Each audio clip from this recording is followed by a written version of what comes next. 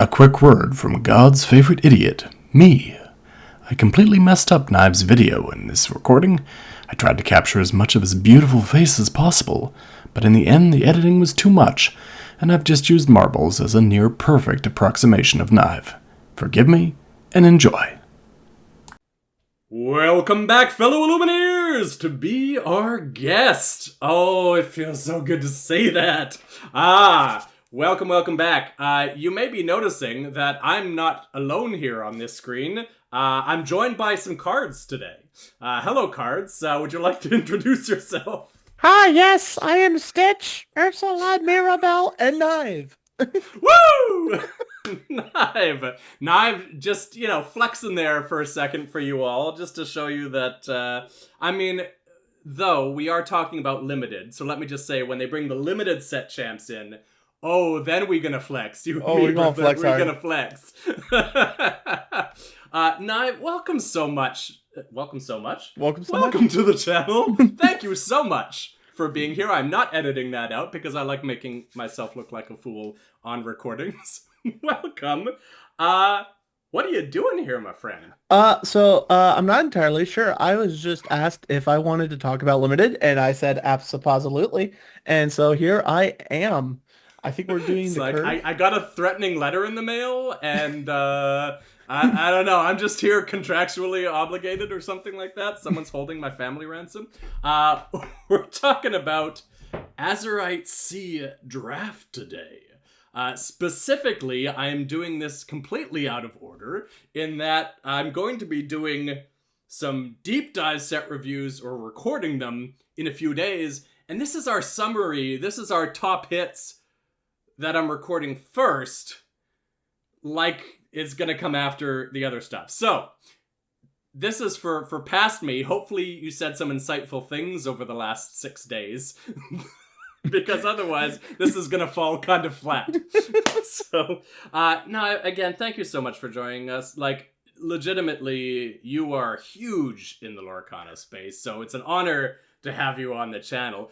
For the one person maybe out there that's been living under a rock for the last year and a half, can you give us a few minutes of kind of the Nive story, the journey through Lorcana, what you're all about? Yeah. So, hello, I am Nive. I have a YouTube channel that's relatively dead. But I do use it to post draft guides with every set. I did start off as the big limited person for Lorcana, or I guess a big limited person for Lorcana. I'm trying to stay humble. No humility here, my friend. I will call you out every time.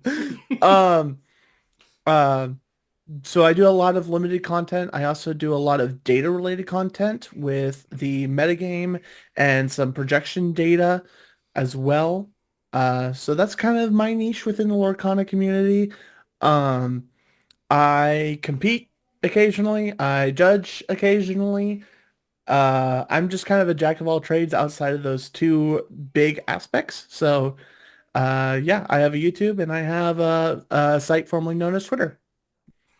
Yeah, we ain't talking about no X on here. Twitter it is. So, just to kind of throw this out there, first of all, links are going to be in the comments, the description below for all of Nive's various channels. But let me just shout out that data thing, because I feel like you kind of underplayed that a little bit. Because we here, you all know, we love limited. And so, obviously love that part of Nive's channel. But if you go on Twitter... I'll have none of the other name. If you go on Twitter and follow Nive's feed there, like some amazing data, especially when we have big events going on. If you really want to break down, if you're math nerds like us and you really want to break down everything, oh man, I love me some numbers, but your thought process and some of the calculations you do are way beyond my capacity. So props to you. I'm just in awe of that, and I love seeing it. I appreciate the data. I always love good number crunching. Thank you so much. It means a lot. Yeah, so keep that up. And none of this dead channel stuff, because first of all, you're on a channel that likewise hasn't posted anything since Shimmering Skies was released, so we don't want to be talking about no dead channels on here. We came back from grabbing the milk, metaphorically. Yeah, exactly. We're always still here. We're just having fun. We post what we want to post. Yeah. If you want to see more stuff from us, tell us what you want to see. We have no other ideas. So, just to come back to what we're doing here today, by the time you see this, you'll have already seen deep dive set reviews from some amazing other guests that we've had. But what we want to do today is hopefully compress all that into just the top hits. Like, if I just ran over this draft and drafted all the best stuff, what am I walking away with? And the emphasis here is going to be mostly on commons and uncommons, some rares dabbled in there, maybe a few other things. But the focus is going to be on the cards you see the most. So if you're wondering why aren't I shouting out all the amazing legendaries, you might hear us talking about some legendaries on here, but for the most part, we're going to be focusing on commons and uncommons, maybe a little bit into the rare territory, because let's face it, 90% of your deck is going to be within those buckets, so let's talk about those more. Without further ado, is there anything else you feel like we should touch on before we dive right into it? Not really. A couple things to keep in mind on with Azurite C is that there's a good amount of pirates interaction and a good amount of inventors interaction, or synergy rather. And so that's going to be a big thing that we take in consideration. So there might be a card that by itself is not that great, but is a key synergy piece. Yeah. Good call out. Speaking of which, you didn't call out the thing that you're like most famous for, which is your draft guides. Speaking of synergies, if you haven't checked out Nive's draft guides, he breaks it down so much more eloquently than I am ever able to. And one of the things that he highlights is the synergies in the set. If you want to get some cool combos off, or you just want to have kind of a really tight deck around pirates, for example, Nive's got you covered. So I'm looking forward to that. I hope that's out by the time this video comes out and I could just link it and then... Oh, I hope so too. Well, this video I think is going to be out Friday? Next Friday. Oh, next Friday? So, hopefully release this is out Friday. then, yeah. Yeah. Maybe Thursday if I'm pushing it, but we'll see. Mm-hmm. So, with that in mind, let's get into it. And I'm going to put it to other Heath to tell you how we rate these cards before we rate them, and so you're not confused. Take it away, Heath. So we're going to do A, B, C, D, F as our rating system.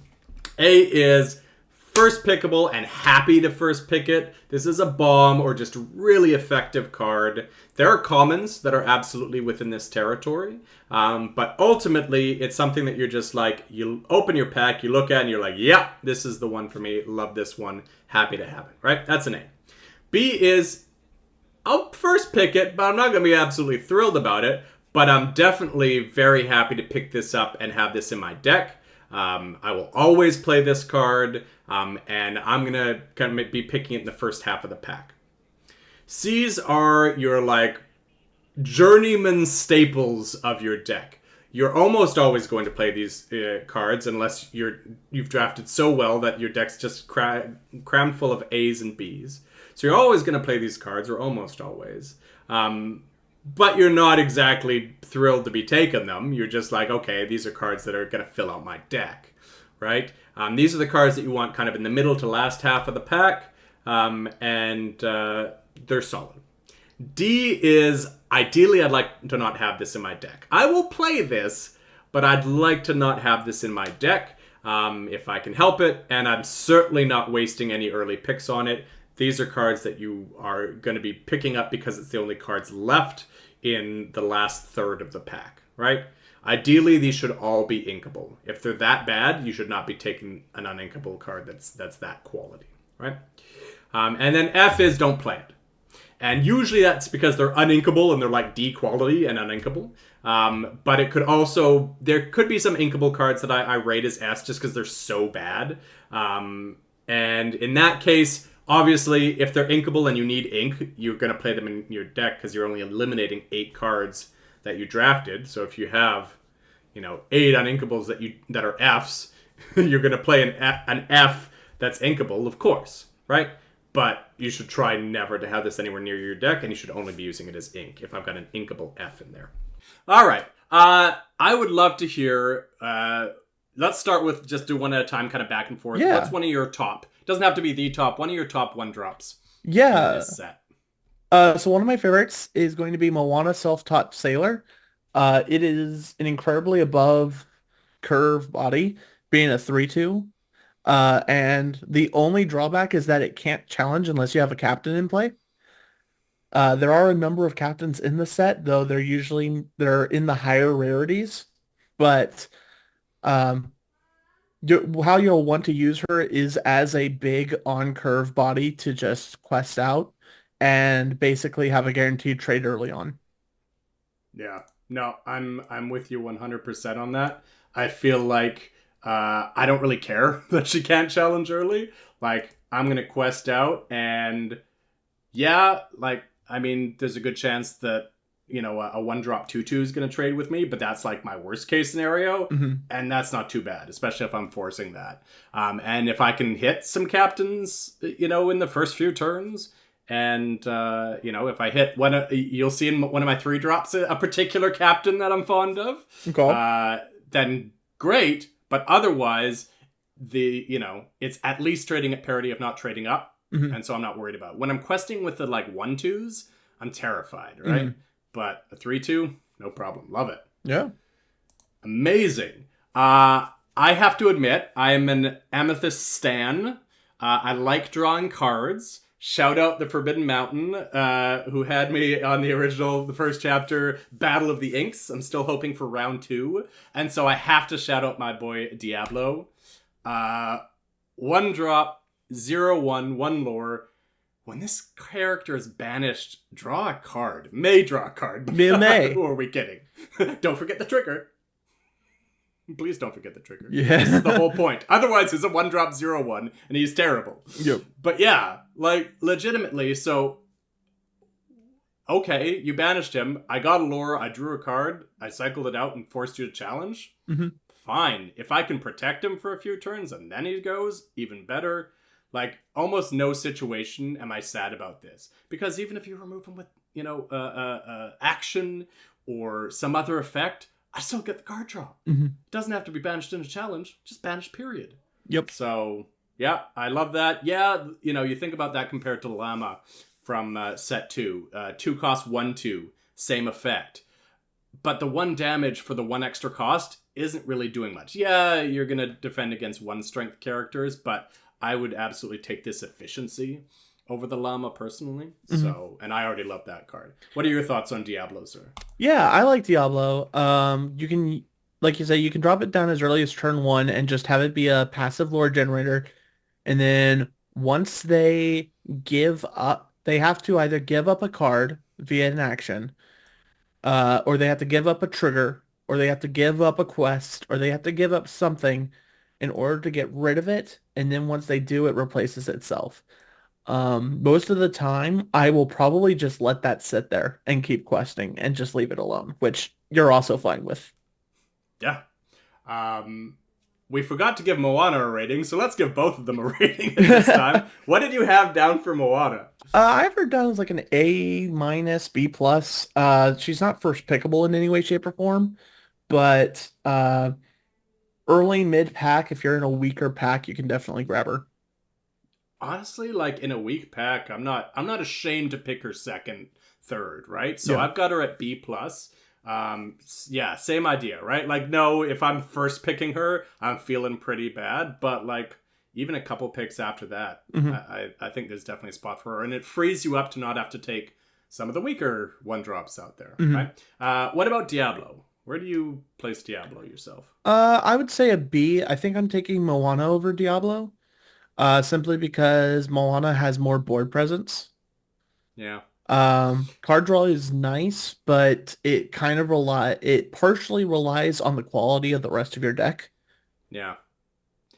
That's a good point, right? Because I have it at the same rating, but like, relatively speaking, and this is the nuance that I love. Where are we taking it?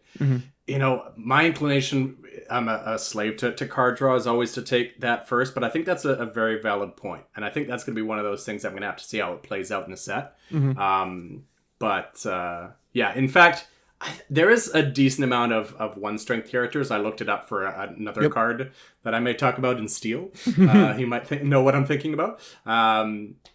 So yeah, that's a good point. I think there's quite a few one strength bodies out there that might make Diablo not as efficient. So yeah, okay, fair enough. Yeah, I like Moana over Diablo. I can take that. I will accept that.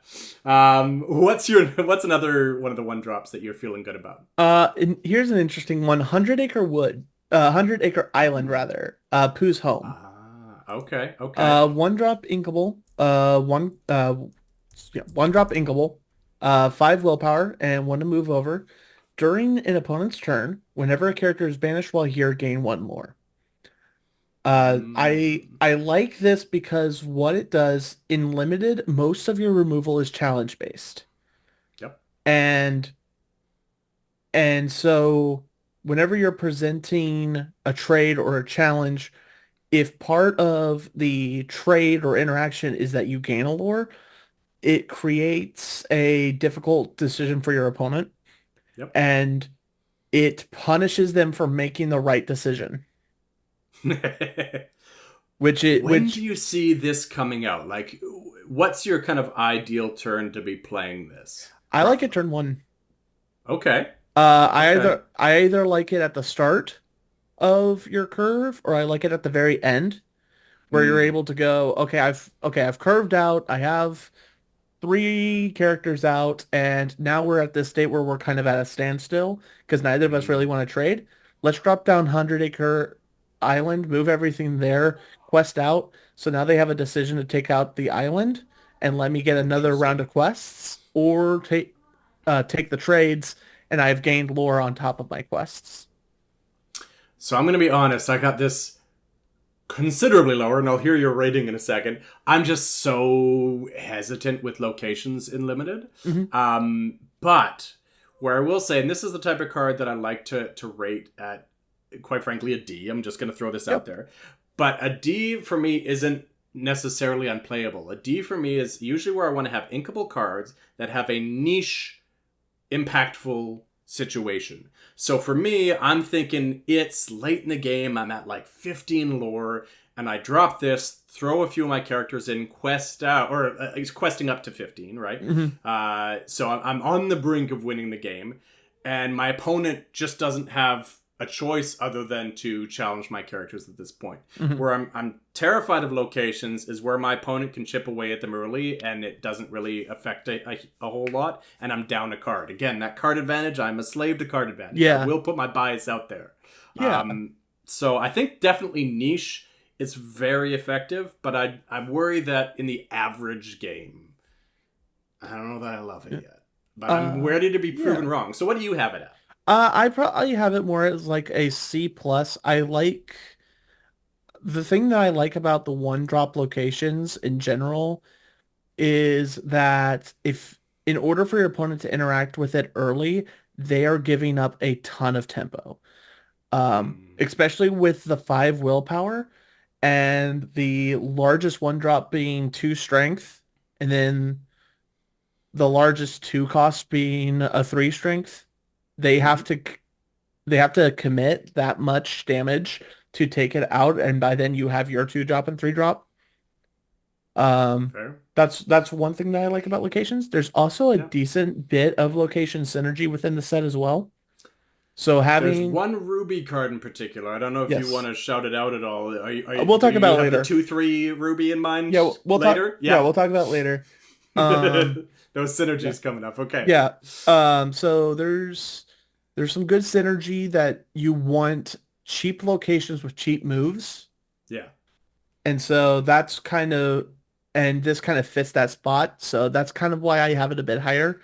I think if this was in a different set, such as Inklands, I would rate it a D. But with the potential synergy within the set, I like this a bit more. There is that one card that has me real tempted to change my mind on location. So we're going to come back to that, it sounds like. All right. Last, sure hit for me for one is Fred Mascot by Day. So specifically, 1 cost, 1/1 lore. Seems unexciting.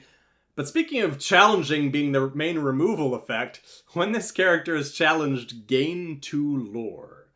So when I'm getting most likely 3 lore out of my 1-drop, I'm feeling real good about it, especially when it's inkable. How do you feel about Fred Mascot by Day? I like it. Like you said, it's in limited, it's minimum 3 lore. I mean, there is a decent amount of 1 damage / moving 1 damage counter abilities and effects in this set, so I feel like it's not like slam dunk 3 lore, but most of the time, and quite frankly, if they waste one of those effects on my 1-drop, I'm also not necessarily crying about that, so that's extra value there. So, 1-drop 3 lore. Sorry, continue, sir. Yeah, so Interrupted you there. Yeah, so okay, so correction. It's either minimum 3 lore or it's minimum 1 lore or it's a removal spell, which is according to Frank Carson, equivalent to 2 lore. So it's going to get you 2 lore for 1 ink minimum. Yeah. Yep. And so that alone is value. That alone is a great 1-drop. If you're going to play 1-drops in limited, this is probably one that you want to play. Yeah. I would have this... I think I still have this probably below Moana, and maybe relatively, now that you've sold me on Moana, more than I already was, relatively equivalent to Diablo, but probably maybe even above that. I don't know. I'll think about it. I'm going to have to play it out, but they're all good. Yeah. In my mind, they're all like that B plus B territory. Do you have it a little bit lower? It sounds like you were kind of... Yeah, I have it a little bit lower. It's not good whenever... It's not a good late game card.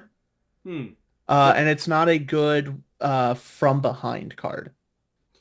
Yeah, in that if they're questing out and don't care about you questing for 1 lore, it's, 1 drop for a 1 lore. But I feel like no matter what, your 1-drops late aren't really doing much. That's true. So I don't necessarily fault that too much. And if it's late game, but they're still in kind of challenge mode, then I think it is likewise just as effective. Especially if, like me, you're drafting to draw a lot of cards, and so hopefully it's not your only play that turn. I try not to put myself in a position to get in top deck mode too often if I can help it. Yeah. I also like what I'm starting to call GOAT positions, where it's literally no matter what your opponent does, you win. Well, yeah. Such as having a GOAT at 19 lore. Yeah. That's one reason why I like Fred here, because it sets up a GOAT position. 100 Acre Wood also sets up a GOAT position. Yep. Either challenge me and I gain a lore, or don't challenge me and I quest again. Yeah. Yeah. And so that's kind of why I like those as well. We have a number of those in this set. Yeah. In limited and in cheaper definitely. spots. So... I've noticed a few more this set. Yep. So hashtag GOAT position. We're going to get trending. Any other 1-drops that you feel really strong about? Not really. I think my meme support card is Helping Hand, the Grant support draw card. That I've got that as like an honorable mention. Yeah. Because I don't have it hot at the same level, but I'm really, again, card draw. Let me bring it up. So chosen character gains support, draw a card. 1 uninkable, but when it's cycling at a 1 cost, there's so many turns where you have 1 extra ink lying around. Oh yeah. That I'm very intrigued by that. Yeah. It makes your deck 39 cards instead of 40. And with a reasonably effective bonus. Oh yeah. Right? Like, yeah, there's going to be situations where maybe you don't have a character on board to quest with and also challenge with that you care about support. But most turns you've got something that you can make that support do work for you, right? But yeah, especially if you draft well, like reducing your deck down to 39 cards or 38 or however many helping hands you've got, there's, that's nothing to sneeze at either. So yeah, which is one of the reasons I like Diablo.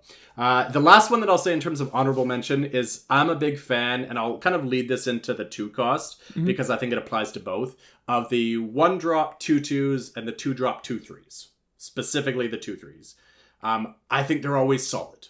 They're unexciting. I know they're not sexy, but I think that they're always a reasonable take, kind of in that early mid pack, that like 5th, 6th, 7th pick. I'm not ashamed to be taking one of those, especially if I need to flesh out my 1 and 2 drops for my curve, especially last set, Shimmering Skies. I was feeling that with the 2-drops. I was starving for 2-drops sometimes, so don't hesitate for those. And there's quite a few in this set, so I don't think you'll lack for those, so I don't think you have to take them super high, but just be aware that they're useful. And if you have a choice between them, so if you have 2 goons in your pack to choose, keep an eye out on those subtypes.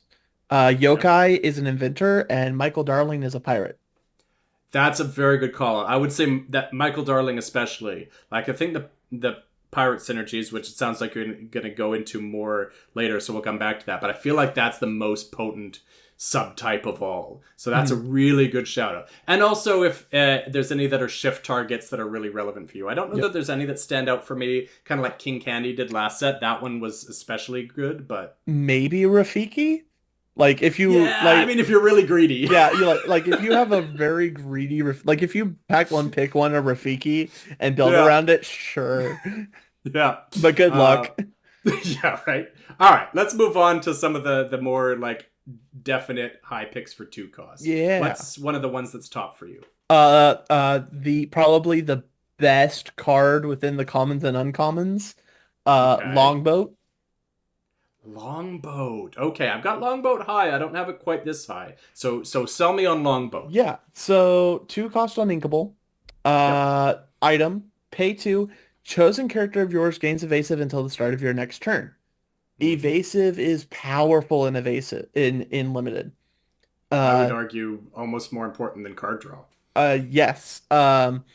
It protects your characters from challenges. It allows your larger characters to challenge your opponent's evasives that are typically smaller. Yep. And with Longboat, it happens the whole turn cycle, so you're able to have both the challenge ability and the protection. This also does not exert, so you can give multiple characters evasive. I noticed that with the negative strength item as well. I can't remember the name of it, but yeah, I was surprised that it didn't exert. Yeah. Yeah. It's being my only concern is the 2 cost, right? Like, again, if I'm playing this like turn 2 or something, like I'm not developing the board, that's my big concern, right? Like, absolutely very, very powerful effect. And I would argue repeatable, non-exert, like you can do it multiple times and repeat it. There's no banishing or anything. Like, super great to have on your side. And I would also argue in limited for it that having an ink sink, in Magic we called it a mana sink, it flowed a little bit better. In Lorcana, the ink sink doesn't flow quite as well. Sounds like in sync. Is useful, right? Later on, you've got turns where you draw a 2-drop, you've got 7 ink out, and it's like, all right, throw that down. So late game, I'm seeing it. Yeah. So obviously I'm mulliganing it away early, but like if I'm drawing it turn 3 or turn 4, I'm not feeling great about it. Yeah, I'm not putting it down turn 2, 3. I might put it down turn 4. So I can go, if I don't have any other 4-drops or anything like that. I got the 3 cost, 1/3/3 lore? Give that evasive. Give Magic Carpet the evasive he deserves. Like, oh yeah, right? Deserves. That is a good call out. I'm gonna be using that when I get to my Amethyst set review. Yeah. But no, like, it makes your big challenging characters able to take out evasives. It makes your big lore characters evasive, it's therefore difficult to hit, and you're able to do it multiple times. And it's an item which there are a few item synergies here and there. I don't love the item synergies. I'm just gonna put that out. Yeah, they're not. They're not that's fair. Yeah, they're not to the level of pirates or inventors, but they exist. Yeah, fair enough. So, I mean, I still had this as a very playable card. I just didn't have it quite to this level. What do you have it rated at? I have it rated as like an A. Okay, so you're picking this early. Yeah. I mean, I'm grabbing the first one early. Okay, yeah, fair enough. I might grab a second one. But I'll pass along the third one unless I'm hate picking. Yeah. I mean, it is inkable, right? It is not. Oh, it's not. Ooh, I don't know how I feel about 2 or more if it's uninkable. Exactly. Okay. So you gotta be really careful with it. Fair enough. Um, Okay. the so you gotta be careful with it, but I definitely think it deserves one of your uninkable slots. Yeah. Okay. And I think it's one of the I think it's one of the best commons and uncommons in the set. Okay. So I'll be honest. I've got a couple of rares in this slot because they're just too outstanding not to call out, and they're rares. Okay. Yeah. Give me a break. So the first one I got to call out is my girl Go-Go. Yeah. Go-Go Tamago, Darting Dynamo, 2 cost, 2/2, 1 lore, evasive. So already we're at Daisy Duck level from Shimmering Skies, which was awesome. So when good. you play this character, talk about goat position. Mm-hmm. You may pay 2 lore. I mean, it's not goat position, but it's a goat. You may pay 2 lore, 2 ink, to gain lore equal to the damage on choosing opposing character, which, in Limited, there's often damage sitting on characters. So... Yep. And there's also always exerted characters. So even if I gotta run a guy, run my 4 strength character into 5 willpower character. Yep. Hey, game 4. Pay 4, game 4. Let's go. Like I'm not gonna to like cage this at all. I got this as an A+. Oh yeah. Like this is like immensely first pickable for me. Absolutely. I mean, it's normal. Its base cost is excellent because, like I said, the Daisy Duck Food Fighter from Shimmering Skies is solid. And this then, is how much Nive drafts. He's remembered the sub name of Daisy Duck from Shimmering Skies. Spotless Food Fighter to be precise. Oh my gosh. But and then you got and then as a second as its kicker, it gains you lore and becomes a goat with evasive. So it's really, really good. That's awesome. Yeah, I love it. She's and she's be inkable. one of my top picks of the set. And she's inkable, right? Like just like she why doesn't not? fill an uninkable slot. It's great. Right? It is, yeah. Fantastic. I haven't decided what my top pick of the set is yet, but that's very high for me. Oh yeah, it's definitely up there. All right. What else is on your list for 2-drops? Well, since we're touching on rares, yeah, let's talk about Windy Darling Courageous Captain. And pirate synergies we were talking about. Let's talk about pirate synergies. Let's talk about the 2-cost uninkable 1/2/1 evasive, which is already pretty solid.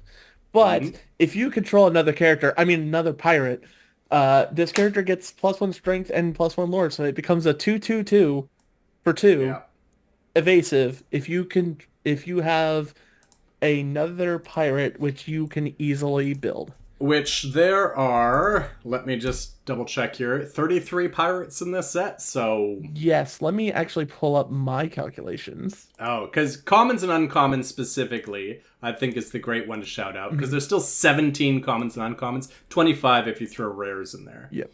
I count that a table has an average of 50 pirates, which means... Oh, you're doing that. I see my data, man. Love it. So, okay, 50 pirates per pod. Table. Yeah. So you should, on average, have about 6 pirates in your deck. If you're building towards pirates, you can easily get up to 8 or 9. Okay, I'm gonna remember that for my reviews that you've already seen. I'm gonna be shouting out Nive preemptively. You're gonna see it later. Okay. That makes me rethink it, because I had this as my honorable mention for 2, because I'm like, if you've got a good amount of pirates, then she's incredible, right? 2 lore evasive on a 2-drop? Oh, yeah. Game's over on turn 2. If you're on the play, shut it down, scoop them up. And the thing is, there's a lot of pirates on curve. There's a lot of pirates below curve. Like, you can go Michael Darling into Windy. And so now you're going to pick up those Michaels. Yeah. And so now you can pick up those Michaels, because now it's not just a basic 1/2/2. It's a 1/2/2 that buffs your Windy Darling. Yeah, and all your other pirate synergies. Exactly, and your other pirate synergies that exist. Yeah. Okay. Yeah. So I still like, and I feel like we're hitting on the rares. I'm gonna step away from the rare. Yeah, let's step away from rares. I'm gonna step away from the rare for a second, because Nive, everyone here knows, removal is such an important part of Limited. And there is a distinct limit on removal in this set. There is. It is pretty bad. Specifically, there's no damage removal over 2, if I'm correct. 2 and 1, or damage removal. damage Uh, effects. there's one I, that deals 5, but your opponent chooses who gets it.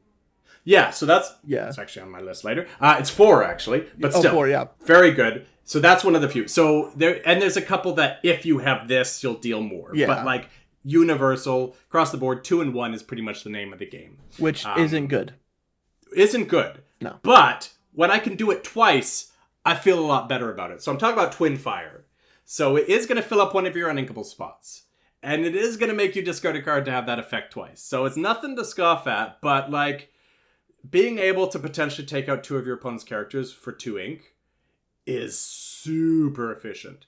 And I'm not just talking about 2 small characters, because often, mid-game, late game, there's a bunch of characters sitting on the board. I was referencing a DLC Seattle situation where my opponent had 2 amazing characters on the board that just so happened to have 2 willpower left. I had Ursula, Deceiver of All in play, rip Storm off the top, it was a beautiful thing. But if I had Twin Fire, I wouldn't need Ursula. I just do it twice. So yeah, deal 2 damage to chosen character, and specifically, you don't have to do it twice. You don't have to discard the card. You may discard a card to deal another 2 damage. It does have to be to another chosen character. So you can't deal 4 to 1. Fair enough, but boards get wide in limited. Damage sticks around. I just don't see too many situations where I'm not really excited to have this. I don't have it like top of the top. I've got it at a B-, but I still think it's really, really good. Okay. Speaking of which, Wendy. Yeah. What did you have Wendy at? I have Wendy as like an A.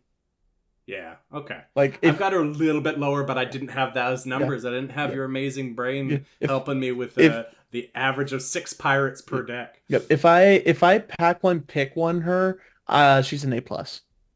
Oh, yeah. I have her at A+ if you have enough pirates. Mm-hmm. I have her, I think, at like a C+ or B- if you don't. But like you said, I mean, if you crack her last pack and you haven't been thinking pirate synergies, then all of a sudden she's not looking as hot. And that's kind of where I'm like, in a vacuum, for me, she's a, like a C+ type thing. But yeah. Her ceiling and floor are A+ pretty far. Yeah. If you've got some pirate synergies, and in this set you just kind of stumble on them. Even if you're not trying, you're going to stumble into it. Apparently, at an average of 6 per deck. Any other 2-drops that stand out for you? I like Mr. Arrow. That's the 1/2 resist 2 lore, right? Yes. So 2 cost 1/2/2 with resist 1. Mickey Mouse, Food Fighter. But you're taking it to the vaults, the brain vaults there. He was I think he was probably the best 1-drop in Shimmering Skies. He proved to be quite annoying. He's very I'm going to fight for Arthur, man. I know Frank Karsten didn't like him. He rated him as like an F, but Arthur for me, Shimmering Skies, just to get off track here. Yeah. I will fight you on that number 1/1-drop, but Mickey was very annoying. Oh, are you talking about the Novice Sparrow? Yeah. Yeah, no, that's enough. But it was my all-star in every draft. Yeah, we can talk about that later. But we'll take this offline. But so like take this offline. But like now imagine a Mickey Mouse that has 2 lore. Yeah. And how annoying that would be. Yeah. I think that's my honorable mention. Okay, you're into honorable mention territory. Yeah. I've still got a couple that I'm pretty high on, which is specifically, I'll run through them quickly just so we can get on to the next, but Calhoun, 2-drop, uninkable, 3/2, resist 1, very annoying. When this banishes a character, gain 2 lore in challenge, but I mean, how else is it banishing? Banishes another character in a challenge, gain 2 lore. If you can find a way to run this twice, yes, it's going to require some bodyguards so they can't swing back. Yeah, most of the time you're just going to trade for something and gain the 2 lore and be happy about it. Even if I just do that, right? 3/2, challenge into a 3/3, and gain 2 lore, I feel really good about that. But I'm greedy. I'm a greedy boy. And I'm going to look to find a way to abuse this and get this twice, or heal this up and get it multiple times. No. Oh boy. Speaking of not getting challenged back, so I have Calhoun at a A-. Yep. Speaking of not getting challenged back, another common that I really love is Heffalumps and Woozles. The 2-cost song. Yes, please go ahead. No, go ahead. Chosen opposing character can't quest during their next turn, draw a card. Limit is often a race to the finish line, and when you can pull your opponent back from the finish line with a song and draw a card, that feels really good. So I don't have it like super, super high. I guess I would probably have this under like honorable mention territory. But I still think this is one that I'm going to draft probably higher than it deserves to be because it says draw a card on it and it keeps my opponent from questing with their 3 lore character. But, you know. Hey. It can help you survive another turn. Yeah. And dig. So. Let's talk about 3 drops. Where are you at on the 3 drops? The 3 drops are stacked. Yeah. I'll be honest, I've got a few rares in here again. I think, actually, maybe only 2. Boy. Only 2 rares. You blindsided me with the rares. I said mostly commons and uncommons. That's okay. I don't mind talking about it. Anyways, what's one of your top hits? I mean, there's an obvious one, but let's get spicy. Oh, yeah. So let's talk about Tinkerbell. Basically an Amethyst Surfer Mini. Absolute menace. Thank goodness she doesn't say pirate, or that would just be like unfair. Oh yeah, it would be crazy. So that's just like a quick little mention. Yeah, we don't even need to talk about that much. If you don't know that a 3-cost evasive 2 lore with 3 willpower is amazing, I'm just saying. Yeah. All right. Beyond that, because that one's definitely a slam dunk. Beyond that, I was talking about location synergies earlier on. Vanellope von Schweet's Gut. That's the one. Go-Getter. 3-cost inkable 2/3/1. At the start of your turn, if this character is at a location, draw a card and gain a lore. Which is a heck of a payoff for locations. I'm just gonna set her here at the 100-acre island or at What's Its Face University, and and if I have her at the university, I gain 2 lore and draw a card. How about if you've got an alien or a robot at the courtroom there, the Galactic? Yeah, the Galactic Court Federation. Courtroom. Courtroom is the subtype. I remember that much. Yeah, the courtroom. Yeah. You got an alien or a robot there and Vanellope. It's just like... Yeah.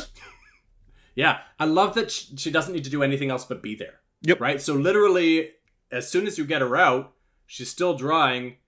You can put her to a location the next turn. You get that sweet, sweet card draw and lore. I suppose I should care about lore as well. I'm just drunk. Card draw's good too. So I'll be honest, in my deep dive set review, I'm gonna have her lower just because I'm so like nervous about locations, but she is the kind of card that absolutely makes me want to go in on locations because she is a huge payoff. I will say there are a lot of locations that have 1 to move. Yep, that is also a fair point. There's also that's relevant. And locations that don't gain lore and thus aren't necessarily a threat. Huge on people's radar. Yeah. Oh, I don't need to challenge that. It's not producing lore. Exactly. Yeah. Okay. Yeah. Okay. How do you have her? How would you rate her? Like first pack. I haven't got my locations yet. I don't know that I'm going to get all the locations I want. Where are you taking her? I'm not taking her early on. I'm probably going to take her mid-pack, so that's like a B minus C plus.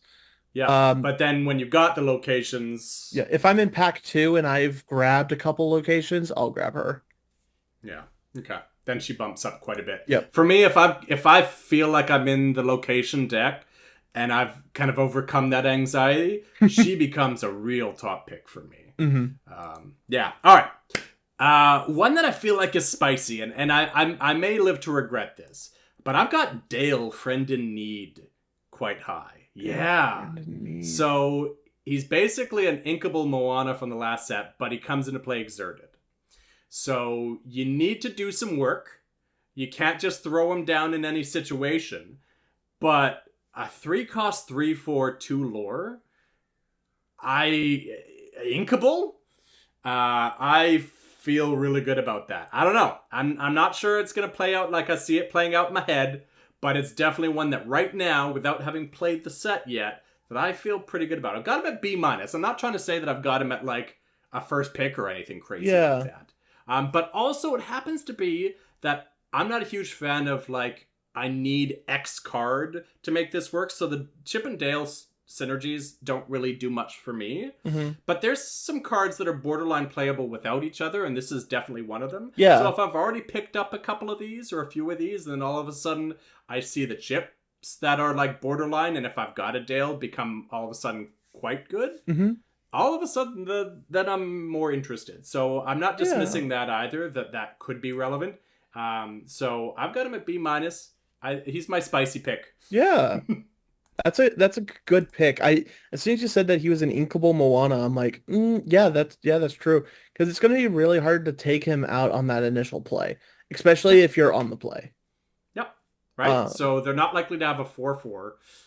Yeah. At that point. Exactly. Right? So I like him. Yeah, and if you can get some bodyguards in there, if you can do any work to make him happen, that becomes a really efficient body. So I like it. Are you ready for my What else spicy? I like spicy. Hit me with spicy. All right. Bellwether Assistant Mayor. Me too. Yes, Bellwether. Yes. Tell me about Bellwether. Okay. 3-cost uninkable. 2/3/1. During your turn, whenever a card is put into your inkwell, chosen opposing character gains reckless during your next turn. I love these whenever you put a card into your inkwell because it's just a free trigger. I love them specific. I don't love in some of the higher cost ones. Yeah, the I'm not higher looking cost. to ink a lot. But in a 3-drop, A 3-drop. If I'm getting 2, 3, 4 triggers out of this, and she doesn't need to be exerted for that to happen, so she can just sit back laughing at them, even if it makes it so they can't quest. Yep. Like, forget forcing their 1/3 evasive into your 3/3, which is just rude. Chef's kiss. Yep. But even if it's just, you can't quest, sorry. Well, you know what you do here, Heath. Tell the people what to do. So you turn 3 Bellwether. Yeah. You turn 4, ink a card, give their Tinkerbell reckless. Then you play Dale. The 3/4 that comes into play exerted. I love it. Now that makes me want to get that play and make it a reality. Like, if I ever make that a reality, I am taking a picture of that board state for you. I'm sending that your way, and I'm like, it happened. Oh, that would feel so good. Yeah, that's awesome. I'm with you on Bellwether. Where do you have her rated? Like she's in that weird spot where it's like she's not a build around, and I don't want to grab her too early. Yeah. But because you need to have good bodied characters. Yep. To take advantage of it, something like a 1-drop Moana. I really like her with the 1-drop Moana. But yeah, it's I've got her at B-. Does that help you make a that's a good spot. That's a good spot. Yeah. I like B-. I like B-. Yeah. I can't dismiss the fact that she's uninkable. I feel like that's a good use of an uninkable spot. But she is uninkable, so if you get some really sick uninkables, you get 3 Wendy Darlings, then maybe all of a sudden you're down on Bellwether. Yeah. But and like you said, the big bodies, I'm okay with it just being you can't quest, but if I can make you run into some big bodies, that is when it really takes off. That's what you want her to do. You want her to sit back, have your big characters quest out, and make their most dangerous thing reckless, and kind of play around that. I like your spice, I'm right there with you. All right, I got a rare that I got to call out because it's just too darn good because it says draw a card on it. Let me see. Captain Hook underhanded. Were you gonna guess? Oh, I no. was. I'm sorry. No, it's all good. It does so much more than draw a card, my friend. I know. This is so good. It's like so again, good. Rare, you're not going to get as much, but you're going to see a decent amount of them. Not necessarily this one because it's going to go so quick, but like a decent amount of rares. So Captain Hook, 3-cost inkable, 1/4/2 lore. Already not a terrible body. Not something I'm super excited about, but nothing to sneeze at either. Anything that has 4 willpower and 2 lore for 3-cost is nothing to sneeze at. While this is exerted, those 6+ opposing pirates that my opponent has can't quest. So especially if I got bodyguards, that feels real good. But even if I don't, I'm forcing them to challenge in. And when this character is challenged, each time this character is challenged, draw a card. So what happens if their strength ends at 3? And they gotta challenge this twice. Oh! Gotta love that 2 for 1. Well, okay, so here's what you do, Heath. Okay, are you ready? Are you ready? Are you ready? So you turn I'm ready. 3. So you turn 3, play Already Hook. we're blowing my mind with the Bellwether into Dale. Hit me up again. So you turn 3, Captain Hook. Yeah. You quest with Captain Hook. You then play Bellwether. Then you ink a card. Yep. And then you make their low, like their 1/1 or their 0/1 Diablo or Their something. 0/1 Diablo. Oh, Yeah. their 1/1 Fred. Their 1/1 Fred. Yep. Challenge into Captain Hook. Draw a card. Oh! I love it. It feels so dirty and it feels so good. Awesome. Any other 3 drops you got on your list? I got a couple honorable mentions, but they're nothing super spicy. Can I have like a dream rare build around? Oh, yeah. Owl Island Secluded Entrance. You're coming back to me with... Okay. Hold on. I gotta look this up. Owl Island. Okay. I've looked up all the cards, but like... Right. Owl Island. Okay, so tell the people what we're looking at. Hear me out on this. 3 cost uninkable, 6 willpower, 1 to move. Yep. For each character you have here, you pay 1 less for the first action you play each turn. Whenever you play your second action in a turn, gain 3 lore. Are we talking like multiple helping hands dream scenario here? Is that what we're talking about? Oh yes, my friend. Also, Humpflumps and Woozles. Yeah.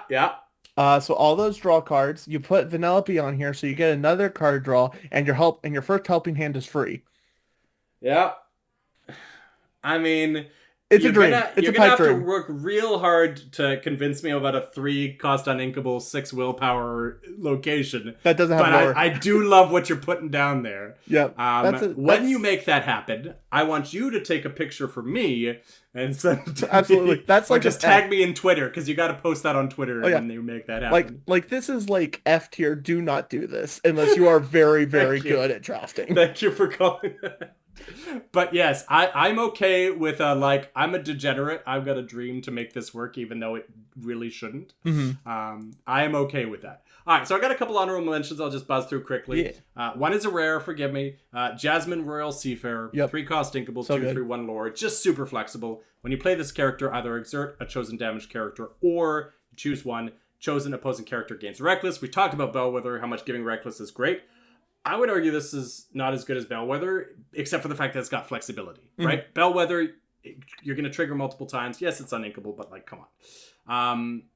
Exerting chosen damage character, like in the last set, there was a hyena, I can't remember. No? Do you remember which one that exerts a damaged character? That would have been... couldn't touch that. That would have been Bonsai... Was that the 2/2 for 2 Bonsai, right? Yeah, it was the 2/2 for 2 Bonsai... So on its own, I wasn't interested in that. But I'm interested in that if it comes packaged with my worst case scenario is I give a character Reckless. Cool. Yeah. I like that. I've got her at a B, just for flexibility. That's fair. And okay, this one is spicy because I'm not usually a big item fan, but Jumbo Pops got me excited. 3 cost uninkable item. Banish it. Remove up to 2 damage from each of your characters. Hold on. Let me guess. Draw a card. How did you know? Yes. Okay. I admit the draw card makes me a little something, but also so I dismiss healing a lot in limited unless it's coupled with moving a damage from one of my characters to one of yours. So I got removal and healing. There is actually a removal that I'm really psyched about, but it's a legendary, so I'm only going to talk about it very, very briefly today. But removing 2 damage from each of my characters and draw a card, and maybe I got some item synergy in there. Probably not, because I don't like the item synergy, but maybe. I think it's interesting. It's an honorable mention. It's nothing super high for me, but I'm excited about it. Yeah. All right. 4 drops. 4 drops. Don't you dare take my rare 4 drop. I know you weren't thinking about rares. Hold on, let me guess what your 4 drop rare is. Could it possibly be the thing that draws a card when it enters. It could possibly be. I'm gonna let you go first. Okay. You go first. But yes. Okay. So instead of that, I'm gonna take pixie dust. Pixie dust. Okay. We got another item, correct? Yes, it is a 4-cost uninkable item. Okay. Exert and pay 2. Chosen character gains Challenger 2 and evasive until the start of your next turn. Now you taking this with the longboat? Because No. now we got 2 uninkable items that are giving evasive. No, you are taking one or the other. Okay. I like longboat much more than this. I I'll do. be honest. Yes, I agree. Okay. But if you can't find a longboat, pixie dust will be fine. I think. I feel like you're going to be able to find longboat, at least early. Like, if it proves as good as you think it's going to be, you're not going to find it a month from now. Yeah. But set release, I feel like you're going to find longboat. Longboat. I think if your deck does not have a longboat or pixie dust, it is going to naturally be worse against a deck that does. Yeah, I mean, unless you're stacked with evasives naturally. But yeah, yes. but like even then, my evasives are bigger than yours. Yeah, I mean, I still feel like I could play around a longboat or a pixie dust, but like, Yeah, a very good point. I think that you really have to consider, if my opponent dropped one of these, how am I dealing with this? Yeah. Right? And if you can't beat him, join him. exactly. All right, I'm going to skip on my favorite one for now, because I got another one that I feel quite strongly about. Okay. Because I'm a huge, like, evasive first, then card draw, and immediately after that, my third favorite thing in Limited is Bodyguard. Yep. Because I like doing degenerate things, and so Bodyguard gives me the opportunity to do my degenerate things. Yep. So I got Pluto Guard Dog quite high. Yes. Is he better than Hey Hey from the last set? No. Probably not. Hey Hey was sick. But, like, especially, and I'm not going to draft this unless I've already got a couple Plutos, but there's a Mickey that gives Pluto resist. Makes this even better. Specifically, that Mickey into this Pluto would be an amazing turn 3 or 4. Oh, yeah. But yeah, so 4-cost Inkable Bodyguard, naturally a 1/5, 1 lore, but while he has no damage, +4 strength, so he comes in as a 5/5 Bodyguard for 4. Really solid. I've got him at a B+. So not like out of this world, but I got him high. I have him as an A- simply because there is such a low number of bodyguards in this set. True, and he's the only 4-drop. There's no less than 4-drop, if I'm correct. It's just like 5, 6, 7. Yep. He's the cheapest bodyguard and the most common bodyguard. Yep. So, yeah, absolutely. I feel like you're going to be hard-pressed to find this past a few picks. Mm-hmm. Again, maybe set release, but even then, people are onto how good Bodyguard is. So. Oh, yeah. Though I did get past, at DLC Seattle, in a pod with 2 other top 64 players, a, like, pick 7 Hey Hey. So who knows? That pack must have been frickin' stacked. I sure hope so. I shouted that out. I'm like, what was in this pack? Yeah. Anyways. They also... Yeah. Nive, they passed me a pick 3, my choice, Moana or Scrooge McDuck. Oh. You can't see me shaking my head right now. Oh. But I was disgusted. Anyways. That's disgusting. Moving on. Yeah. What else is a top 4-drop for you? You know him. You love him. He is way too big for the room. Mr. Big. Mr. Big. Okay. Oh, this is the one I was talking about earlier where I was counting 1-strength characters. Yup. Okay. So sell me on Mr. Big, because I did some math, Mr. Data Guy, and there's a lot of 1-strength characters, even at common and uncommon in this set. Yeah. That you want to play. Yeah. So, Mr. Big, 4-cost uninkable, 1/1/3. 3 lore. 3 lore ain't nothing. This character cannot be challenged by characters with 2 strength or greater. So he has to be challenged by a 1-cost. Or by a 1 strength. By a 1 strength. Yep. You just set this up to where they have to keep their 1 strengths open. It can be a staller and it can race. It can stall and race. Um, Yeah. so So I it's did the things. math. Yeah. 7 to 8 commons and uncommons that I'm like pretty happy to have in my deck. And then another like 5 to 6 rare plus. That's fair. And then there's a lot of 1 damage, move a damage, deal 1 damage, add a damage counter. So I'm not so like, trust me, I'm still gonna try and make it work. But I'll be honest, in my set review that you all have already seen, I have him at an F. That's fair. That's fair. No, it's fair. I don't know that I could take a risk on him. Again, I'm a degenerate, so I'm probably going to try to at some time. But for the masses, I have him at an F just because there's so much. There's a surprising amount of cards that you're going to want to draft that can interact with him. Yeah. At the same time, I like the idea of just dropping down a 4-drop that quest for 3.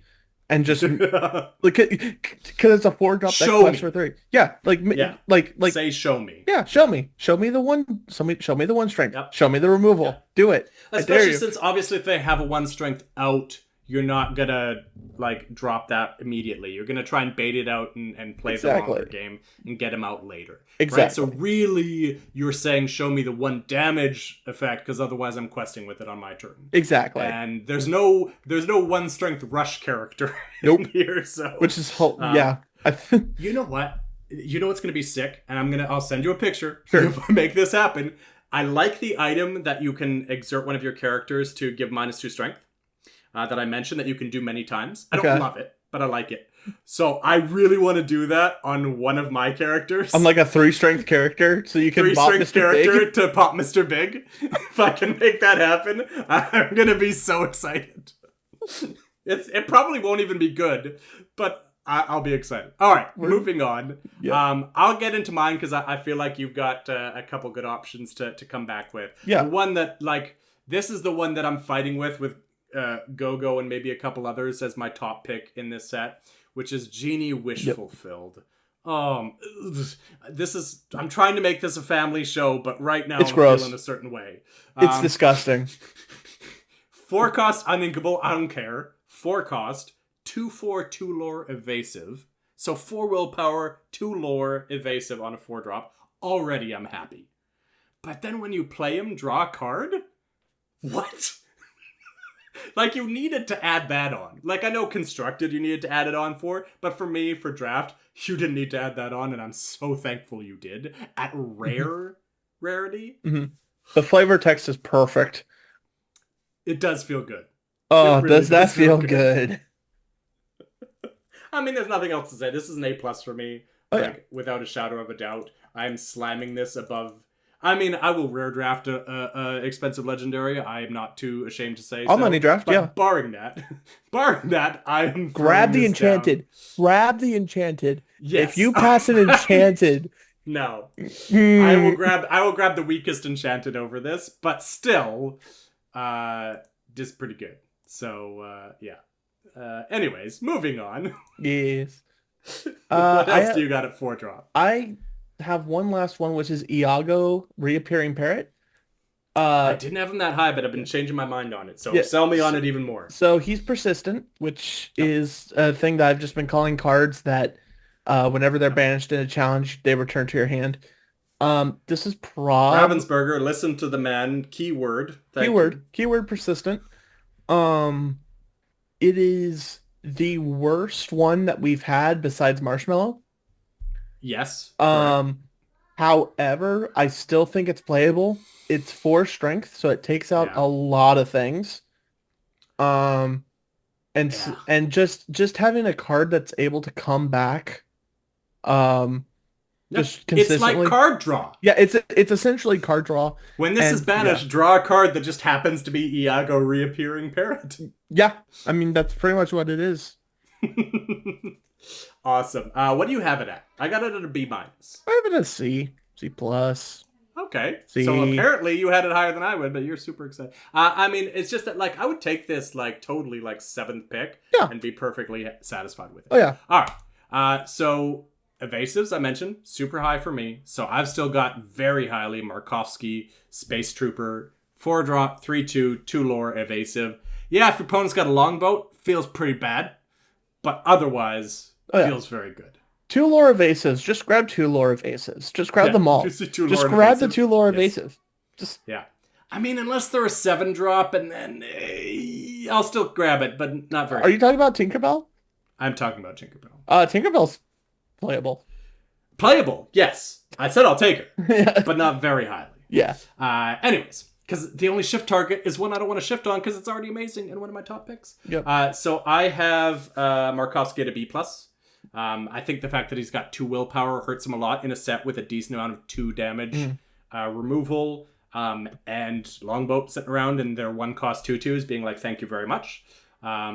But otherwise, I think he's very, very good. Oh, yeah. And my honorable mention is Unfortunate Situation you alluded to earlier. 4-cost inkable. Each opponent chooses one of their characters and deals 4 damage to them. Please do not put this into a wide board with a 1-drop on it. But if you can do some work around this and set up for it, that's great in a set that really struggles for other removal. Yeah. And it's inkable, I guess. Yep. Worst case scenario, they got a bunch of low drops. Ink it and play your big body. Yep. All right, let's move into 5 drops because I don't really have anything that's 6+ that I'm like super excited about. A couple honorable mentions, but 5 is really where the excitement ends for me. Yeah, I'm open to hearing more. I'm just saying for me. I'm not excited about the 5 drops, to be honest, in the commons and uncommons.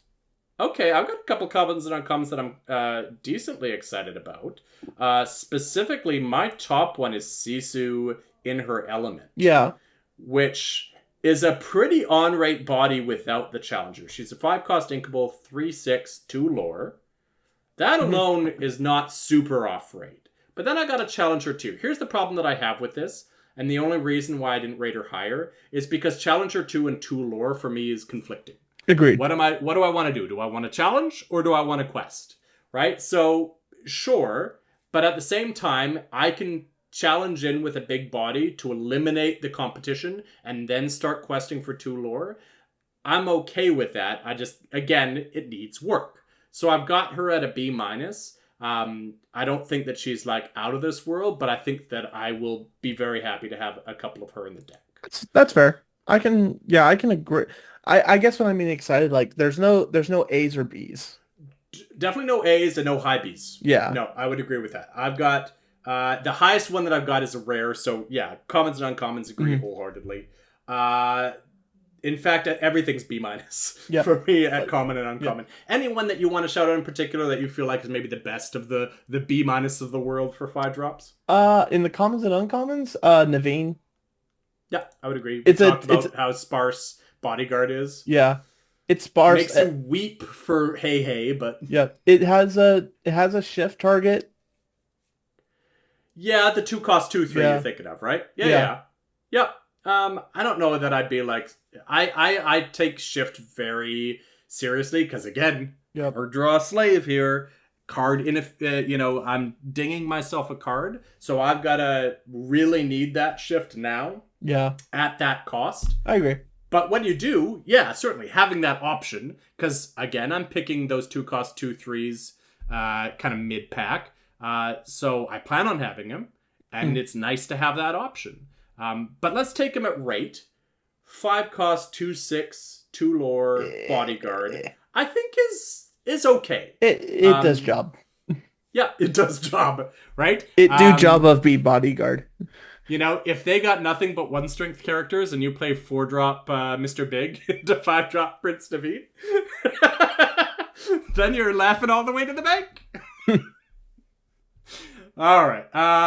Other ones that I'm okay on. So I've got Jim Hawkins, rigging specialist, 5/5, 2 lore, 5-cost uninkable. So for me, I'd have to have my uninkable count low when I'm taking this. I'm not taking it kind of pack 1 very highly. But if my uninkable count is already pretty low, let's just look at the cost versus body. 5-cost, 5/5, 2 lore, already on rate. I'm happy with that. And then you get to ping for a damage on a character or location, probably character.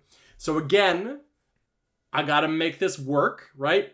I'm not trying to take out, well, maybe I try to take out Fred, but I'm not trying to take out the average 1 willpower character. I'm looking to hit that final damage on their 5/6. That, not that there is one in the set, 6/5 that they've been hanging on to for just the right moment, and I'd clear them out, right? Again, removal is kind of hard to come by in this set, so I want to have it. And if you play a Mr. Big into my Jim Hawkins, I'm feeling so good. Yeah. So I've got him again at a B-, and probably a B- when I know that my uninkable count is low. I'm probably not picking him at B- on, in a vacuum. Yeah. But I like him decently enough. And the last one that I've got is Abu, Bold Helmsman.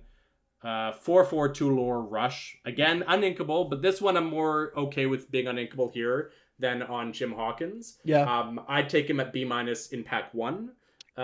Because 4/4 rush already should get a 2-for-1 at that point. Mhm. Again, assuming you're not running into something.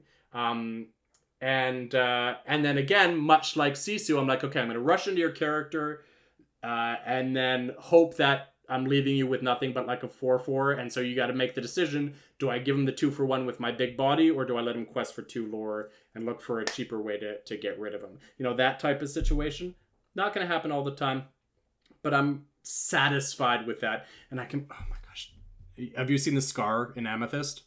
Compare that to this. Yeah. 6-drop uninkable for the same body, but it has Challenger. Yep. It's like, once I'm past 4 strength, Challenger probably doesn't mean that much. Exactly. And again, with my rush characters, I'm trying to get 2-for-1s here.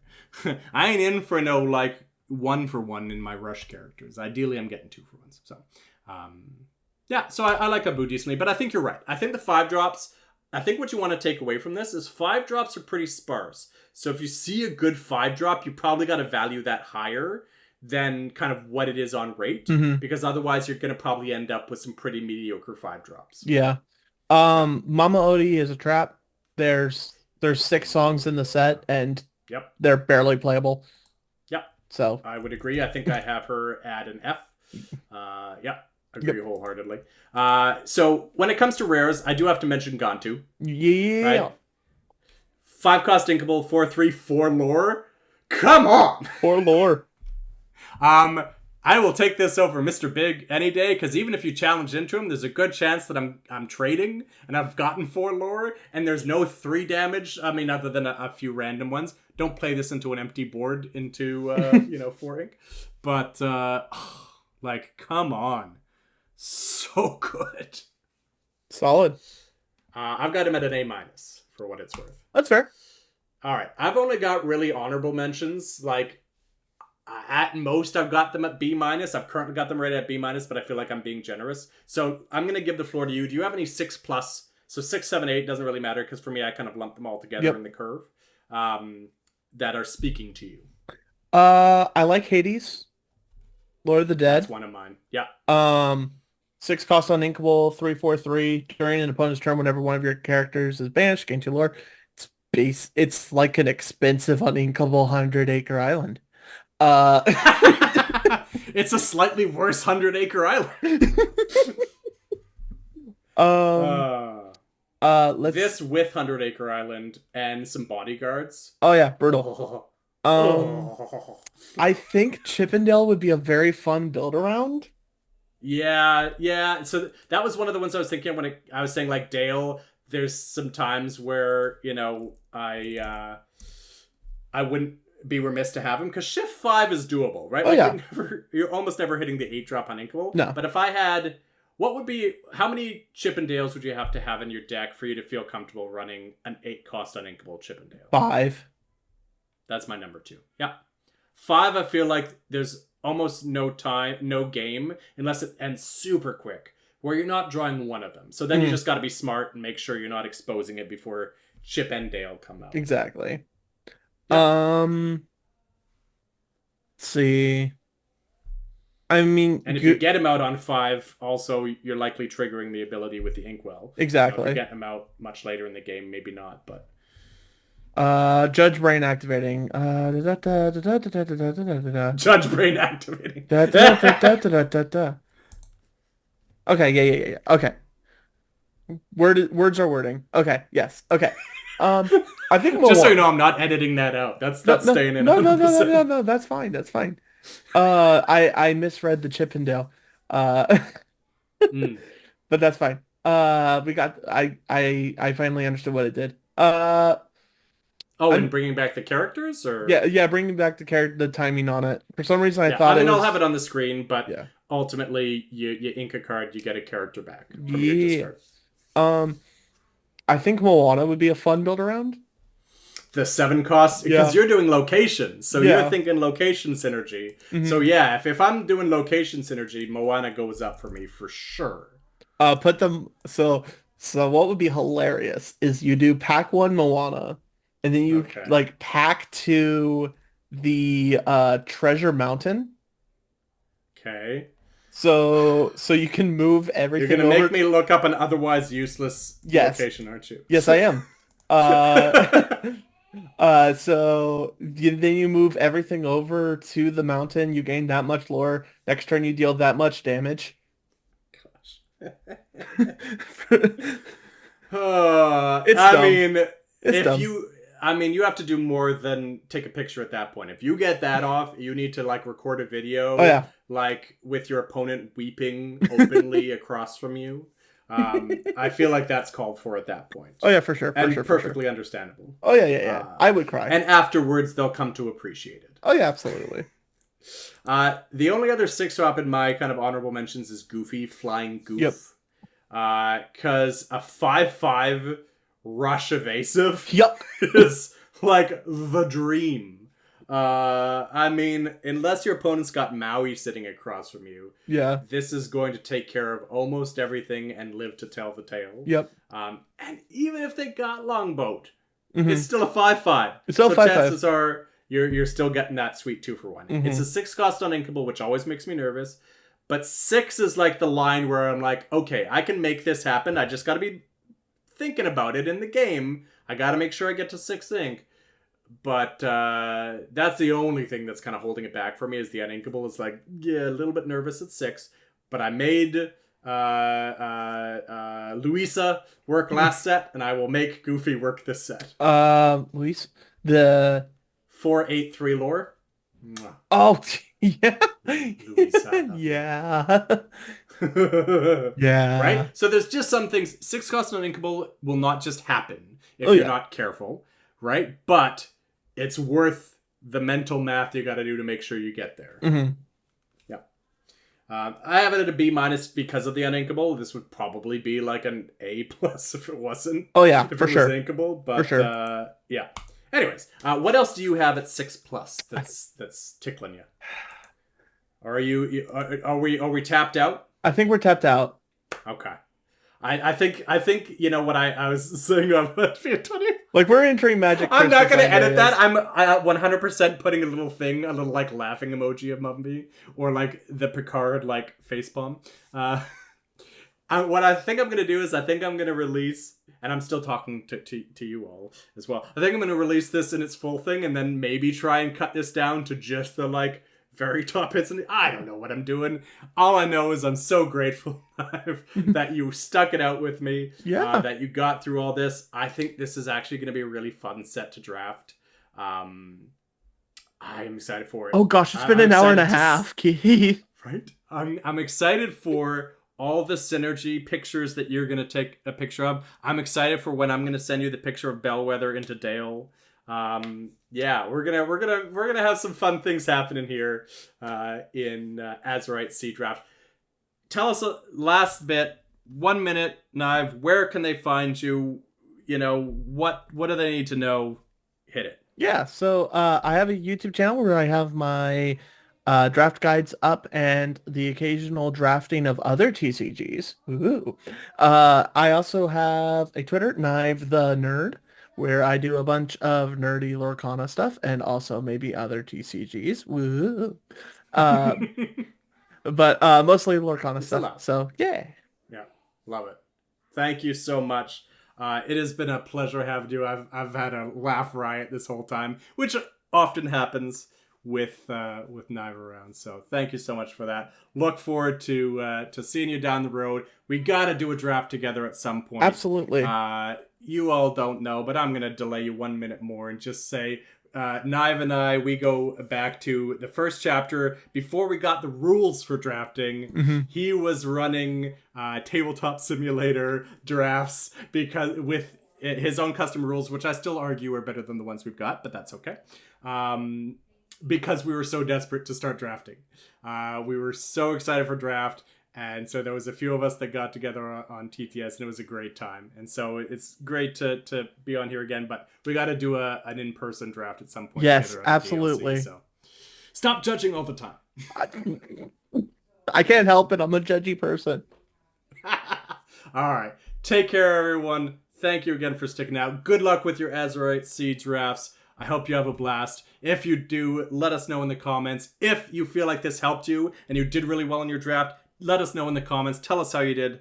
Tell us how this helped. Thank you so much. Take care. We'll see you next time.